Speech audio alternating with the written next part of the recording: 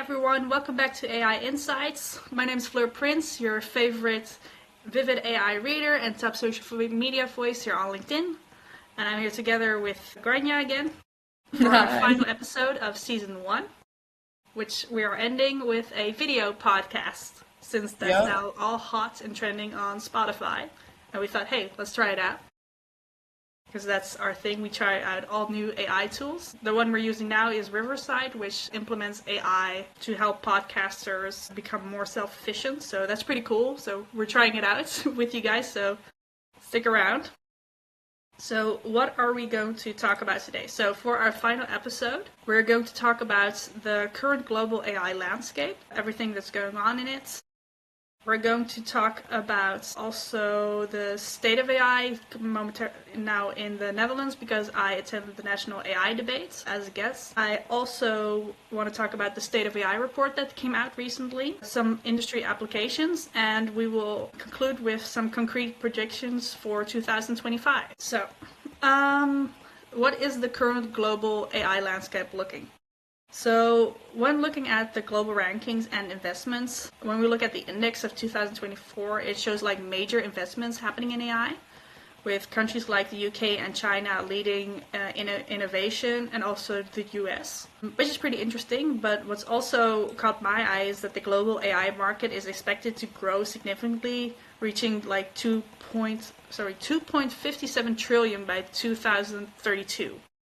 Like, what? Yeah. It's insane. And we've seen like so many like major kind of points of so many like major like $1 million deals. For example, like recently like Google paid billions, I think it was like 2 billion, in order to get one AI developer back into their company. Yeah. Not country. But yeah, there's been a lot of money in the sector. Yeah, but also to think that it's like, I think what ChatGPT came out like 2 years ago, to see our industry have grown so much. Yeah. Everything's totally changed, but that's what I love about the fact that it's like gone from research to something practical that actually the general public started using to improve their lives just in general. Yeah, and it's gone so far to the point where, AI is doing partnerships, like being used by like the government, the US government specifically. I'm not sure where kind of the government of the Netherlands stands on that. But also the Irish government is, kind of feeling it out as well. There was a bill that was proposed, not passed, regarding AI on CCTV surveillance. So the US is definitely very much so for it, but the EU maybe less so, at least to my experience with the country. Yeah, I think we would have to really look back to the AI Act that came also out this year, and also that was implemented as of, I think of last August officially. Because, yeah, a lot of companies had to like recheck, okay, the AI that we're using is in compliance with the AI Act across Europe, because that totally also... That's also, I think, what I complained about before the recording started, that I can't, for example, access the Sora model through the usual ways where you just like log in, because you need an American account to be able to use it. So, even though I can, no, actually with VO2 I also have to take like a huge way into it, because otherwise you need an account where the model is rolled out in the country specifically. That just totally sucks if you're in love with AI. Yeah, and also I've heard that, well, that's been a recurring problem. Also that like updates will come out in America first and then not be available in Europe. And like the updates, because the field is evolving so rapidly, can contain like entirely like new features. But also I saw that for one product you needed an American phone number. Like there was like this one like AI app regarding like health and wellness, and you needed an American phone number in order to sign up. Because I have an Irish phone number right now, and I couldn't sign up, so despite being American. Yeah. Interesting. Yeah, so these are all the kind of ways that there's slowly these barriers coming up. Which is kind of sad, because I really love these new models to try them out first. I recommend them to our listeners. So anyone living in the US, you're very lucky. Yeah. You can get access to models like Sora or VO2 through the usual ways. That actually also focuses on the topic of technological advancements that are happening right now, because you can see, so Gen AI has been like talked about through the industry the past year, transforming like widespread adoption by companies, and then also like using agentic AI to automate decision making processes and enhancing like business efficiency. I think a good case is actually Klarna. Are you familiar with the company? I'm not. Okay, so Klarna they do like pay after service. So when you buy a product, they will like Well, give an advancement, so pay for you, and then you will pay them yeah. after 30 days. Okay, I have heard of that actually.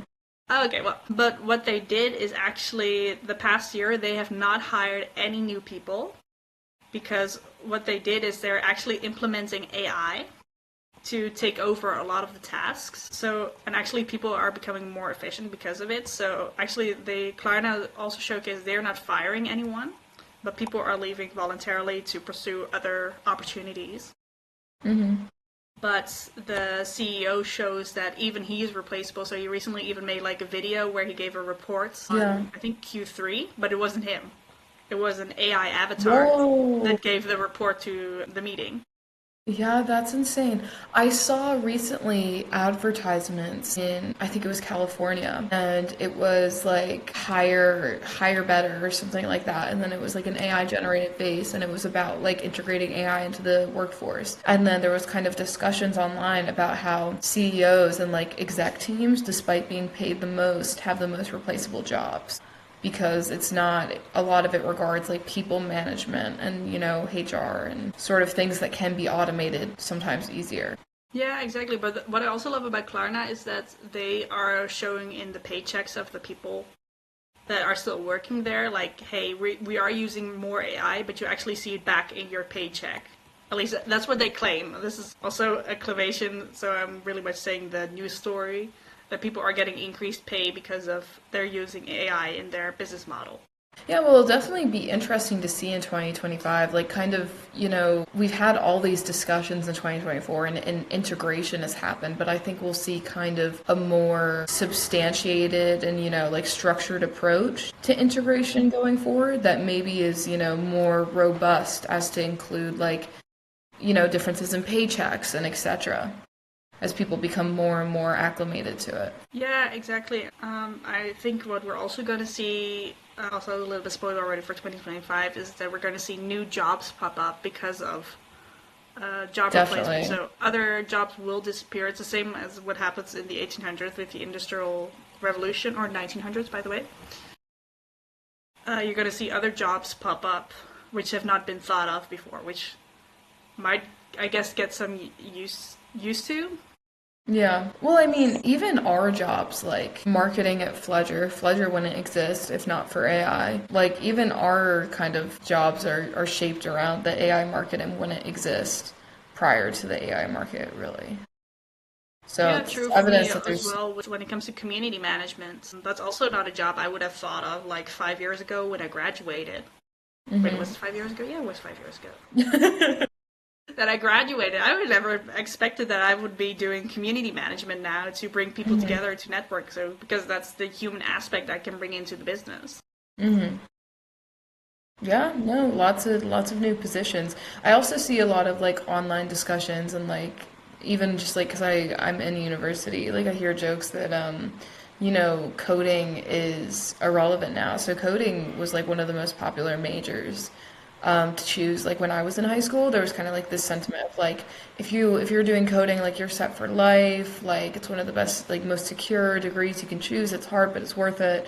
And there was a lot of layoffs from the coding industry given AI because AI kind of like supplants that entire workforce. So it's interesting to see how, dynamics kind of change because even if like kind of traditional coder or web designer is something that's becoming a bit more obsolete, there's going to be new things such as like red teaming. Actually, one of my cousins was a coder and a web developer, and he transitioned into red teaming and then kind of working around AI models. So the jobs are still there, they just change. Yeah, exactly. I think a good news article also would be one I read last year. I think it was in the NRC in the Netherlands, where they talked about it's not AI that will replace humans, but humans who can use AI will replace other humans. Yeah, good. It's a good summary. think also a good thing about when we're talking, by the way, about the global AI landscape is the regulatory developments that have at least been occurring here in the EU. I think you can also maybe highlight about what happened in the US. By the way, we have an episode dedicated to that, which you can read back in the podcast about regulations in the EU versus in America. But so I think already a bit recapped on it this year. What has happened is that the EU AI Act is actually already implemented, with even an AI office being set up in Brussels. That's really cool. I didn't know about the office being set up in Brussels. Yeah, it's actually really cool. So they recently even hired technological people to actually be advisors on the AI Act and how to implement it, and also how to be able to regulate it. It's maybe something interesting to look into, also from your side. But I think also what is interesting is that the US is actually now starting to come up with their own AI Act as well. Good. Long overdue. Long overdue. Yeah, though I think the discussions are still happening right now, right? Yeah, I think it's really hard to kind of arrive on anything conclusive in America, given like the divisive political climate over there. And then AI especially is going to be pretty controversial given the nuanced aspects of it. For example, like the environmental impact versus like technological development, data protection, which is, a growing concern in America.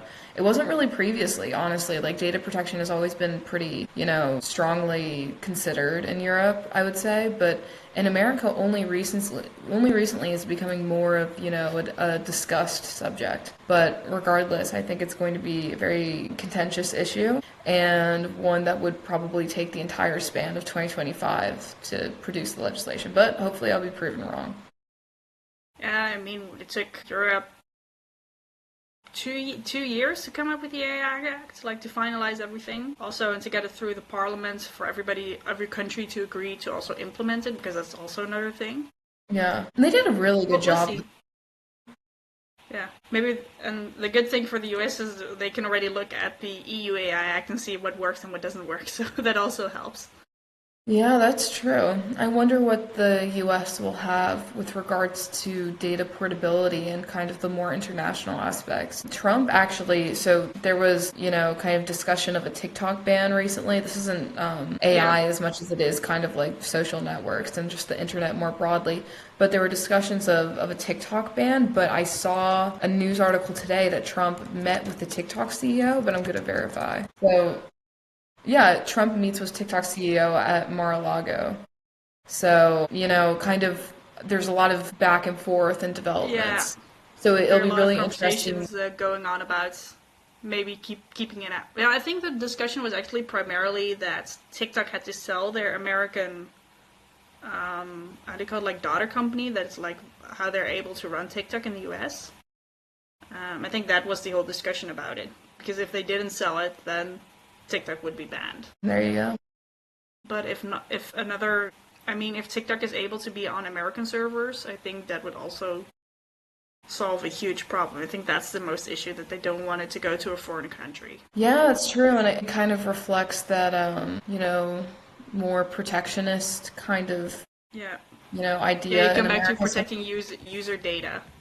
Yeah, so it'll be interesting to see how those kind of concepts would translate to the development of an AI Act. Yeah, I totally agree. Also, a cool thing was that I actually attended the National AI debates yesterday. I was watching it, though attending, when I say attending, I am just saying I watched it online. I was very lively in the chat myself. Yeah, that's good. Trying to stay positive when it comes to getting politics involved in, the tech sector is always a thing. That's basically the same as physical attendance. If you're really active in the chat, you might as well be physically there. Yeah, true. So what I actually loved about the National AI debate was that they actually highlighted like an oh crap moments. Huh. Where they actually highlighted, hey, the Netherlands is actually falling behind in AI development. Mm-hmm. Because of issues like too much regulations, there's not enough investments, and there's also like no financial support from the government when it comes to creating new AI solutions. Because there is a difference when it comes to like investing like 100,000 to like 2 million. Uh-huh. So that was kind of actually nice that they were highlighting that part, like, hey, we actually do need to do something. Yeah. But what it did kind of lack was like concrete strategies and like actionable plans. Okay, like how are we going to do this? And most people were just shouting that we're lacking behind, we're lacking behind. But you were like looking like, okay, how can we do this? And in the chat, people were actually giving suggestions how we can do this. So I would definitely advise for people who were part of the debates, look at the chat. Okay. What were some of the suggestions you saw in the chat that were like pretty persuasive? Well, what I really like was the suggestion that more money should be poured into research so that universities, for example, can actually invest in getting the right equipment Mm-hmm. and also for the students to get the right resources to be able to Mm-hmm. finish their research. That would be one thing that would help a lot. Right. Okay. But also for the tools that they want to develop that you don't have to like I love regulations, but it would be good that if people can create things in sandboxes without having to look over their shoulder being scared like, hey, might I get in trouble for creating this? It would actually be good One just to be second. able to do it and then get back out. And be like, okay, hey, this is a great Yeah, definitely innovation. agree. This is definitely a great innovation. Now I can look like, hey, does it comply with EU regulations? Because I think that would help so much more. But I think it's also a big lack of resources when it comes to money and investments. That limits the Netherlands, for example, to really get back into the top 5 because I think we move now to like number 9. Okay, what are the countries in the top five? Sorry. What are the countries in the top five? Well, you get back to like the U.S., UK, China, and China. then you're just like, that's just that. I understand why, because those governments are investing more money into it, and also there is a lot more private funding as well happening. Mm-hmm. And I think also the mentality is different. Like, for example, I know in the US, when you come up like with a great idea, like, I think I have a great idea for an AI application, people are more willing to say like, okay, here, 2 million, go ahead, try it out. If it works, great. If it doesn't work, it's a sad loss of investment, but you tried. Yeah, actually, this is really interesting. A person in my network recently, he was in his fourth year of college from California, dropped out, started like some sort of AI, like app something or other, like just some Mm-hmm. sort of like software idea, entrepreneurial step. And another company bought it for millions of dollars. So he dropped out, had this idea, acted on it, and then that fast it was bought up. My point being, Yeah, that's the US for you though. There's also kind of more of that spirit of entrepreneurship taken to an extreme. Like, for example, I myself would not drop out of fourth year of college to pursue an idea. no, true, but like for example, in the Netherlands, you have to you have to make a plan first. You have to pitch it. You have to do a couple of interviews, and you have to get like funding. But you have to request funding. Well, Hmm. before you know it, you're 6 months later, and then either your idea has already been done by someone else, or you Hmm. didn't get the funding, or you did get the funding, but it was only like maybe 500,000 euros. Try building an application with that. Yeah. It can be done, but it's not done at the level that you want it to be. Hmm. So I There think, you go. yeah, it's one of the few key points. I also feel being very critical because there are a lot of good things in the Netherlands as well. Like we're great at building like chips, or at least the ASML that builds the chips is one of the key companies being here. Also, I think there's Hmm. also Accelera, which is now competing like on the level with Nvidia when it comes to like AI chips. Hmm. But yeah, we're getting there, but it's getting very slowly. Progress is progress. True, true, true. It's good that kind of the Netherlands does have pretty robust regulations at least. So progress is done in a very like measured and safe way. As opposed to the US where like kind of that amalgamation of innovation can sometimes like threaten data privacy and etc. Yeah, that's true. That's why I said it's like a love-hate relationship that you have. I Like, I love love that hate. we have the regulations because we are very much protected, that our data is at least safe, but it does limit Hmm. what you're able to do. But it's actually also a Yeah. good step over, by the way, to the AI, to the insights from the State of AI report. By the way, you can just go to stateofai.com if you want to read the report yourself. I just want to highlight a few key things for our listeners, because one of the few things that I love was actually the AI research and development, because there's actually been a significant breakthroughs in like natural language processing and computer vision. According to the reports, for example, by Google DeepMind, they actually recently created like, do you know their quantum computer? Yeah. Yeah, so that can now make like great calculations in like a fraction of what it would take an entire data center of NVIDIA AI chips. Whoa. There you go. That just Yeah. pretty much changed everything when it comes to being able to do these calculations on such a fragment of how do you call it, like fragment of time that Hmm. it would have done before. So I'm very curious to see how that will go. But what I also like that it actually called upon that there is an increased focus on ethical AI and bias mitigation. Interesting. Like on a global scale, there's becoming more attention on, hey, what does AI actually require when it comes to data that it's put into?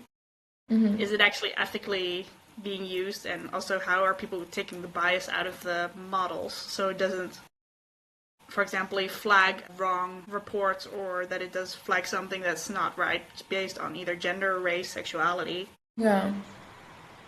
So Yeah, that's actually nice to read. absolutely. I think people are also more cognizant of like environmental impacts and trying to, look towards solutions for that.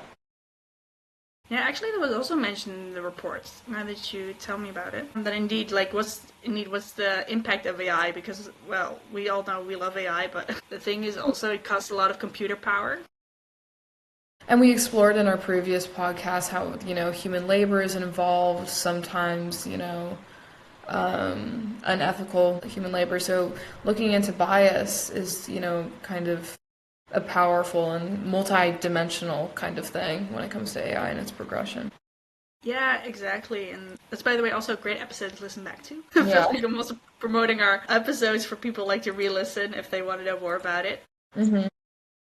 What I also do love, by the way, is also that the report mentions that about industry applications. So we're seeing like an uptake in healthcare, finance, and manufacturing that are starting to Uh-huh. use AI to implement to make their companies more efficient, but also autonomous systems are becoming like more prevalent across the sectors.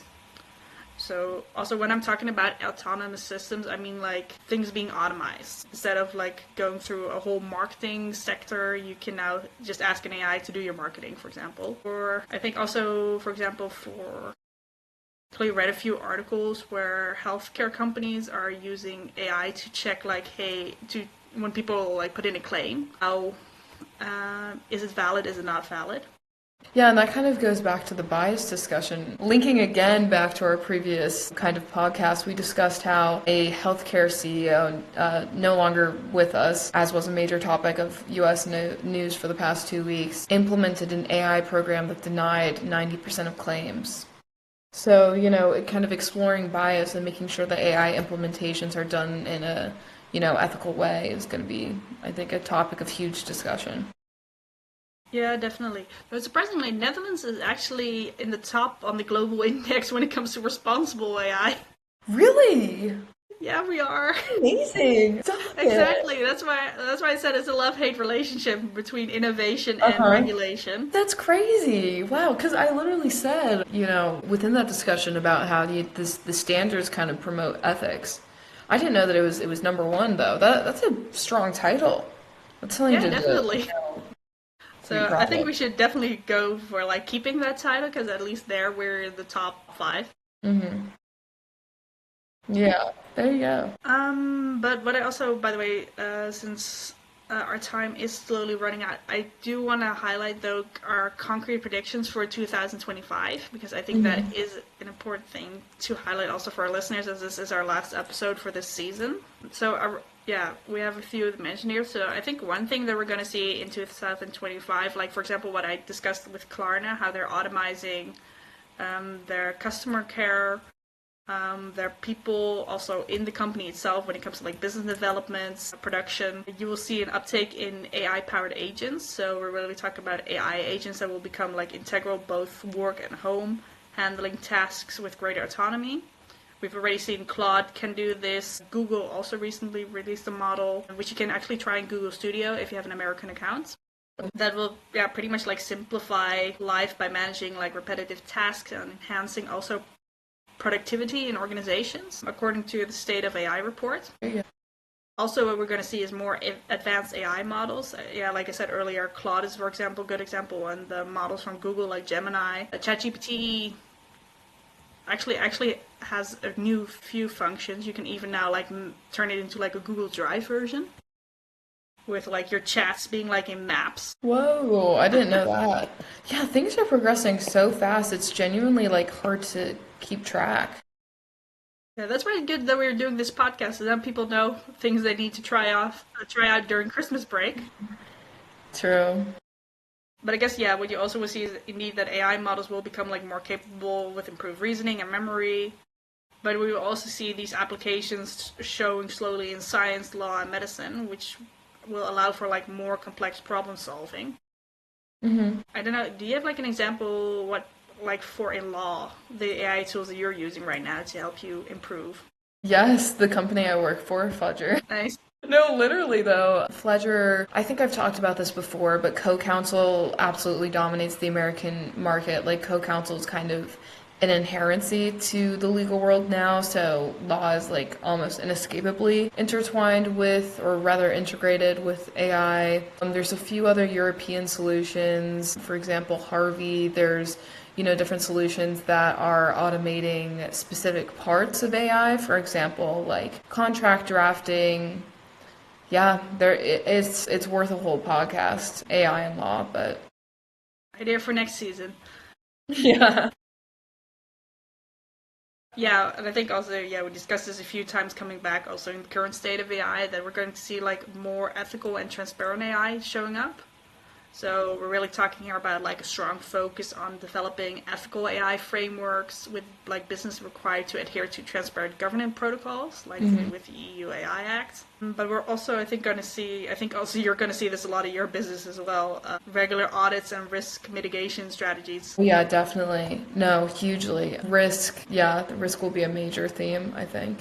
Especially as kind of the integration grows and grows. I mean, it's only a matter of time before there's a hallucination and like some sort of AI system that causes, something. It all remains to be seen.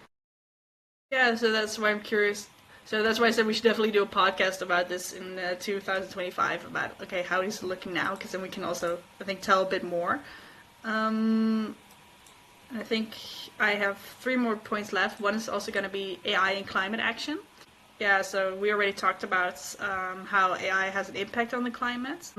Also, I think there's going to be more discussion about the crucial role in addressing like climate challenges by aiding like in design of sustainable materials and accelerating the development of like life-saving drugs. Because AI can help a lot of that. I actually have someone I think who can talk more about this, but I think I should invite for a podcast. Also, AI and AR integration for anyone who doesn't know what does AR mean. It means augmented reality. So I think we're also going to see like a huge convergence between AI and AR that will like enhance spatial computing, revolutionizing like how we interact with digital environments. So I think on the PlayStation there's already this zombie game that you can play. Oh, I think it's in the metaverse. Sorry, metaverse.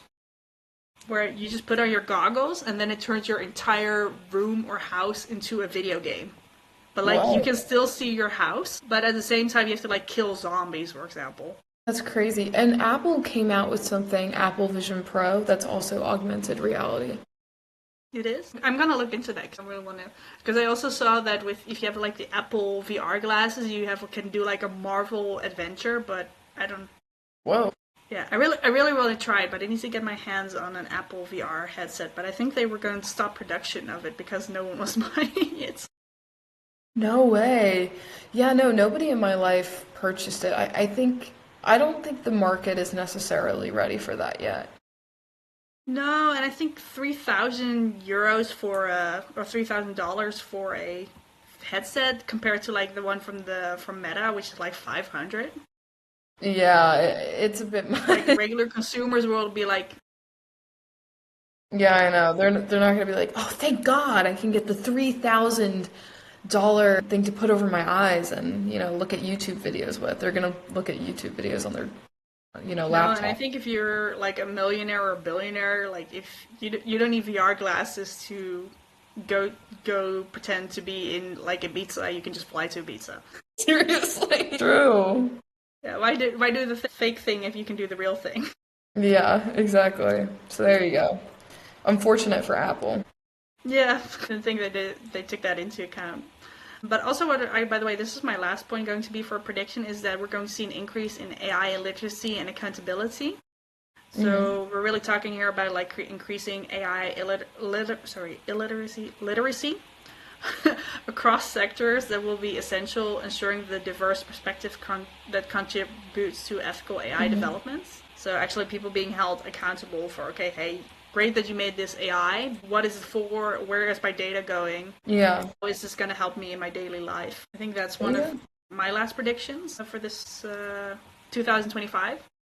Pretty good ones. When it comes to AI tools, well, we already discussed this at the beginning, but you see, for example, now VO2 that's been released by Google and a Sora model by OpenAI. Huge change in how deepfakes can be made with the video just by putting in a prompt saying like, Hmm. "Hey, I want this dragon to move," and actually see like an entire short scene play out of I think about 10, 15 seconds now, which Wow. is a Yeah, lot longer than Runway can do. I've been seeing like such an increase in deepfakes videos online as well. It's definitely becoming more, general. Like, kind of in the beginning of this surge, it was seen as like, whoa, like AI generated video. Now there's loads. Yeah, so I think also what's going to change for 2025 is that a lot more people are going to become critical thinkers and think twice. Okay, what I'm seeing, is this real? Is this not real?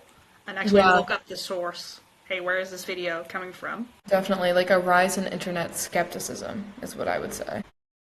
I'm actually wondering if anyone's gonna build like a search engine for like these AI videos so you can like upload them and check like, hey, where did this video originate from? Interesting. I mean, maybe that's an idea that you pitch to innovators in the Netherlands.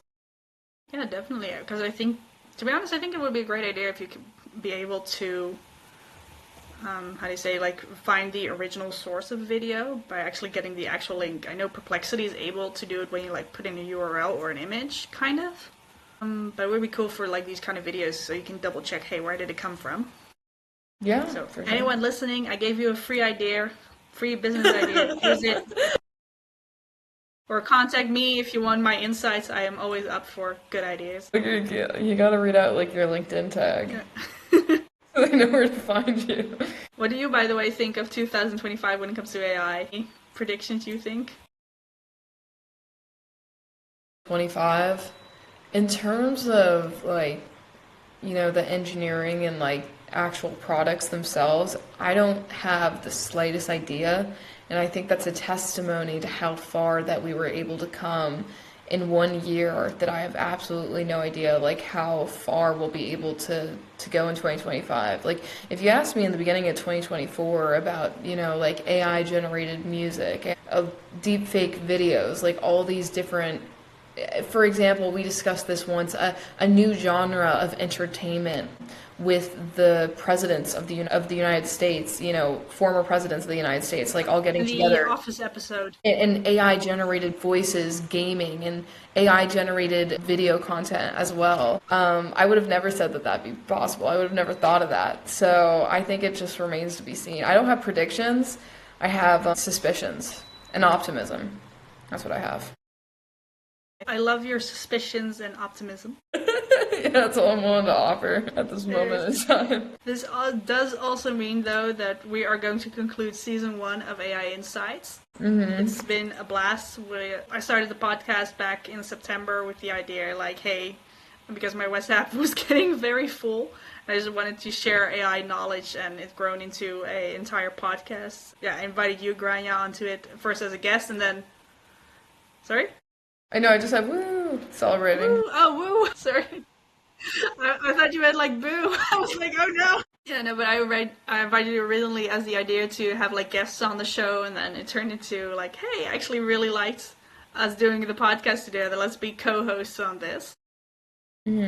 And here we are. Though I still want to pursue the idea, so I think this also for everyone to know, we're going to start inviting guests onto the podcast in season 2, so look forward to it. I'm not going to reveal yet who it's going to be, but check out our LinkedIn. We'll keep you updated on it during Christmas break. Lots to anticipate. But yeah, I think also, by the way, as we're concluding season 1, I think it's clear that while the challenges remain, there are a lot of opportunities around in the world of AI. I love that Grania, we are connecting on what's happening like in Ireland, the Netherlands, Europe, America, Very just to bring international. people also more knowledge about that, because I think that's often like missing in other communities. Yeah, just like global perspectives. Yeah, but I I mean, actually, it's kind of a crucial thing to have because AI is such a global thing, borderless. yeah, and it's not just impacting like Western countries anymore. It's like on a global scale happening, and I think yeah, I think you also agree in this. Like the general public needs to know about okay, hey, what is Yeah, happening in a way that yeah, deserves to be is informed. understandable. Because I know when you like read the paper, you get the research papers. You're like, oh my goodness, what am I looking at? Yeah, What wizardry is this? definitely. But what I also want to do is actually thank everyone who has been joining us on this past journey, the past 4 months for season 1, learning about the evolving world of artificial intelligence, what's happening in it. And I would say, yeah, stay tuned for more insights in season 2, which we will start doing in January. We'll let you know the official date of the third podcast. Keep checking out our LinkedIn, where we will keep posting more about new things happening in AI. Like, follow, subscribe on our podcast and our LinkedIn page. And see you all next season.